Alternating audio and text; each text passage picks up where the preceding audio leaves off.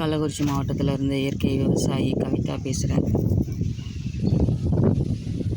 இங்கே பாருங்கள், வேம் டெவலப்பிங் முன்னே நான் பண்ணிக்கிட்டு இருந்தது. இதெல்லாம் சோளத்தட்டை இப்போ தான் அறுத்து எடுத்தோம். பாருங்கள், கட்டாக இருந்தது, ஒன்று இருந்தது, அதெல்லாம் அறுத்து எடுத்துட்டோம். இதெல்லாம் ஏற்கனவே வேம் போட்டு ஒரு விதப்பு முடிஞ்சு 2வது விதப்பு விதைச்சிட்டு திரும்ப நான் மெயின்டைன் பண்ணாமல் விட்ட ஷெட்டு. ஏன்னா இடம் மாற்றணும் அப்படிங்கிறதுக்காக. இதெல்லாம் பாருங்கள், அதை அங்கே கொண்டு கொட்டிக்கிட்டு இருக்கோம். அதை காட்டுறேன் பாருங்கள்.